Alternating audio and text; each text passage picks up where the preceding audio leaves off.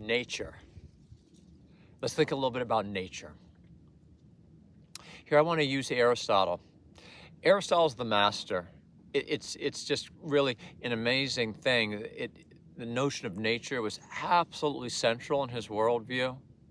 The way that he makes distinctions and gives some definitions, it's a masterpiece, and there's a reason that it stood the test of time and kind of stands out in the history of philosophy as one of the most major assertions about reality is in his notion of nature.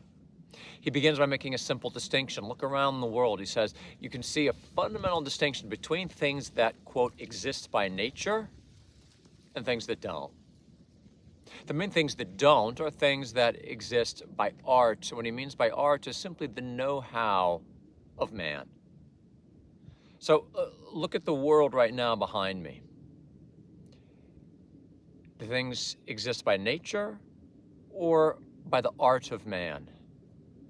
There's a very obvious something in the background here that stands out from the other things. Well, there's certain aspects of the person in the foreground too that stand out as not existing by nature, but as existing by art, right?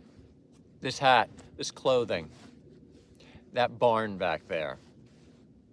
And then there's the mountains and the trees and the snow and the birds. Things exist by nature, things that exist by the art or artifacts. So this is just something to start with. And we notice it. Things exist by nature. Right now, he's not raising the question of where they've come from. To some extent, right now, that doesn't make any difference. They're given. They're there. They're clearly not made by any human know-how, and certainly no subhuman know-how has brought about the amazing world of nature. So we just see that. Now he focuses on those things. Focus on those things, and he finds something in common. We look for something in common. What is there in common among all those things that exist by nature, including ourselves? And now I'm going to give his definition, or a definition that's in the spirit of Aristotle, to kind of bring out what he sees all natural things as having in common. Here's what he means then, how he's going to use the term nature. Nature is a principle. Principle, great word in itself, means a root, source, or origin.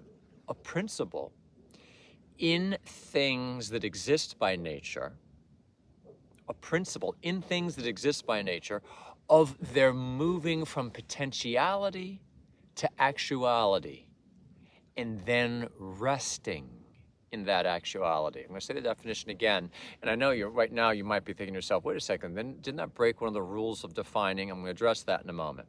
Nature, a principle in those things that exist by nature of moving from potentiality to actuality and then resting in that actuality.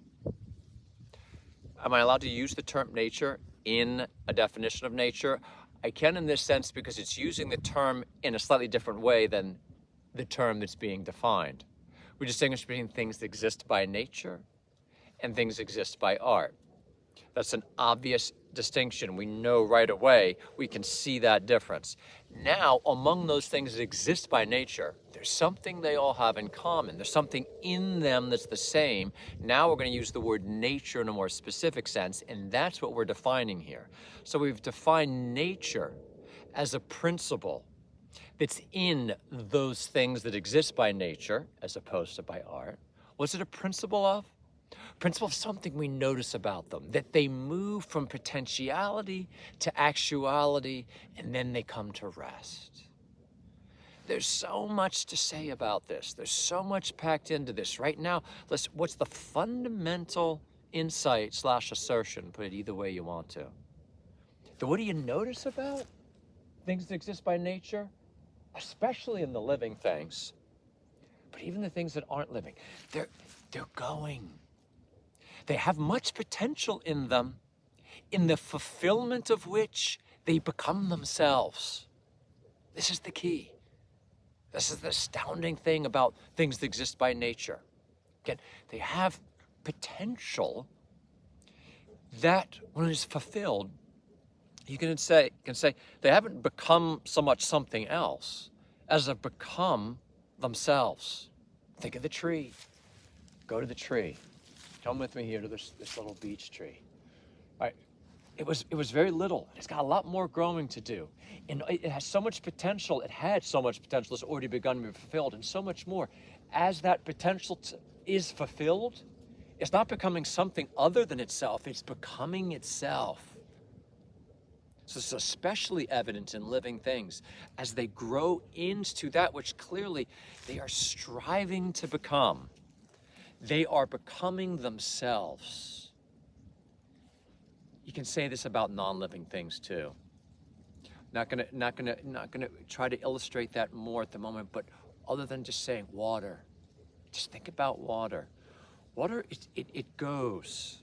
And in doing what it's clearly inclined to do, it's being itself. Dare I say, it's becoming more itself as it acts like water. But come back to the living things. It's in the living things where this aspect of natural things is so clear.